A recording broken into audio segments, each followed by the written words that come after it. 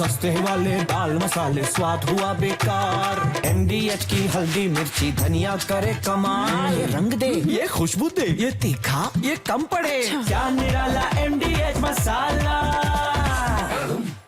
अभी क्या नजर खामेनेई पे है दीपक वोरा जी?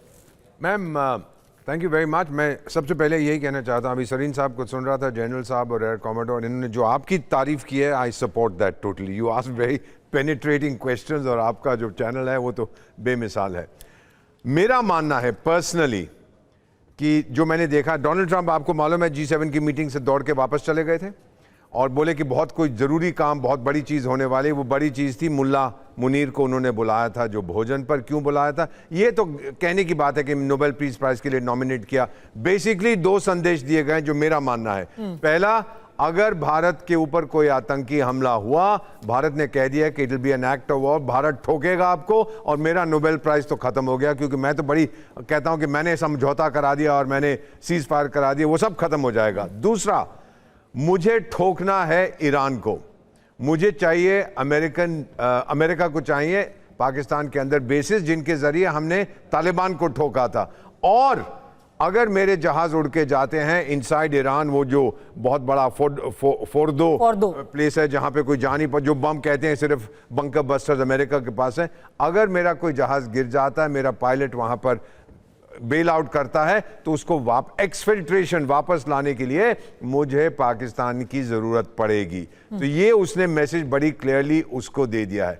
जहां तक इजराइल का सवाल है, मैम आई एम कन्विंस, मैं बहुत से लोगों से बात करता हूं कि डीन्यूक्लियराइजेशन ऑफ ईरान, उनका मानना है ऑटोमेटिकली आएगा अगर रेजीम चेंज हो जाए। अगर ये मुल्ला रेजीम चली गई, जो नई आएगी वो नहीं कहेगी कि मुझे न्यूक्लियर बॉम्ब बनाना ही बनाना है।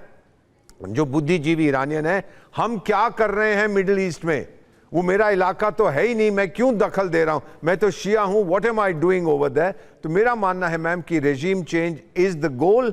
और अगर खूब मार पड़ी ईरान को, ये तो कोई दलाई लामा की कहानी नहीं है, मैंने लिफाफे में नाम लिख दिया मेरे सक्सेसर का, वो तो बुद्धिज्म में होता है, वो डिक्लेयर कर देते हैं कि यहां पे पैदा होगा एटसेट्रा एटसेट्रा।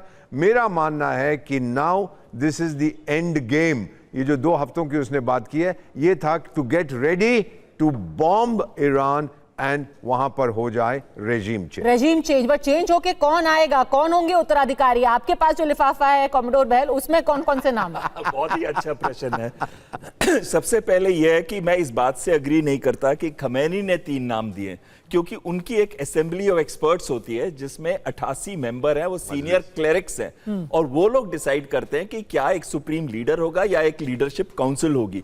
वो लोग नाम चूज करते हैं। और मेरे पास जो 3-4-5 नाम है उसमें से आता है पहले उनका लड़का, पर मुझे लग रहा है कि उसका नाम नहीं लेंगे। वो क्यों नहीं लेंगे? वो नहीं चाहते कि उसको भी मारा जाए इस समय।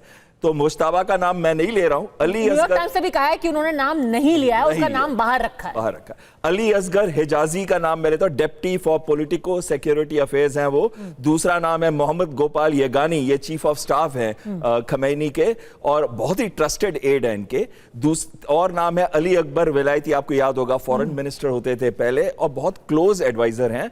दूसरा है कमल खैराजी, ये बहुत ही अच्छे, इंग्लिश में बहुत अच्छे हैं, वेस्टर्न लोगों के साथ इनके बड़े रिश्ते हैं। लेकिन एक नाम आता है अली लारियानी का, जिसे कहते हैं कॉम्प्रोमाइज कैंडिडेट, यानी कि ये वो है जिसकी अपनी इंडिपेंडेंट थिंकिंग है, इसके रिलेशंस आर्मी के साथ और IRGC के साथ बहुत क्लोज हैं और खमैनी के साथ भी क्लोज हैं और ज्यादातर लोग इनके ऊपर ट्रस्ट करते हैं। तो ये कहीं ना कहीं नाम है, ये मैं पॉजिटिव हूं कि इनमें से 2 या 3 नाम तो पक्का उसके अंदर होंगे, लिस्ट के अंदर होंगे। लेकिन एक चीज मैं कहना चाहता हूं कि खमैनी को मारने का इरादा नेतन्याहू का है और खमैनी को मारने के बाद वो और ईरान को यूनाइट कर देंगे, जो अभी तक यूनिटी तो है। अभी अमेरिका चाहता है कि खमैनी को खत्म किया जाए? नहीं, मुझे नहीं लगता।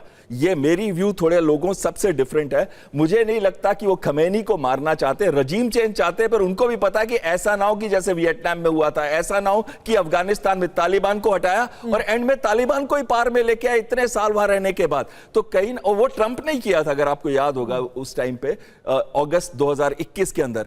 और जिनको इन्होंने खड़ा किया ट्रंप ने, ISIS के खुरासन, उसका फंडिंग अमेरिका ने की थी, उसको तैयार किया था। आज खुरासन ने उनके 13 सोल्जर्स को मारा था जिस दिन वो निकल रहे थे काबुल से, अगर आपको याद होगा वो जो bomb attack, suicidal bomb attack हुआ था काबुल एयरपोर्ट के बाहर।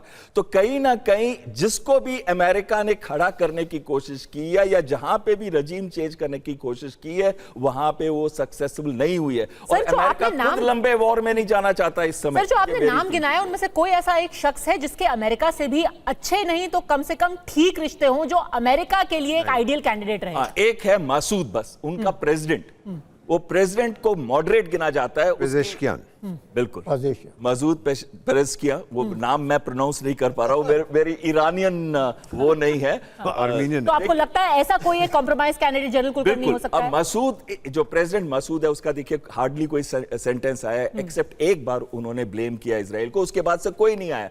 और वो मॉडरेट गिने जाते हैं। उन्होंने इकोनॉमिक रिफॉर्म्स किया था, उनकी कैबिनेट में यहां तक कि महिला भी हैं। तो कहीं ना कहीं अगर किसी को भी सॉल्यूशन लाना है तो, और वो इलेक्टेड लीडर हैं, उन्होंने जलीली को हराया था जो कि हार्डलाइनर था। इसका मतलब उनका सपोर्ट उनकी कंट्री के अंदर भी है और बहुत सारी वेस्टर्न पार्ट्स उनसे खुश थी। सस्ते वाले दाल मसाले स्वाद हुआ बेकार, एमडीएच की हल्दी मिर्ची धनिया करे कमाल। ये रंग दे, ये खुशबू दे, ये तीखा, ये कम पड़े, क्या निराला एमडीएच मसाला।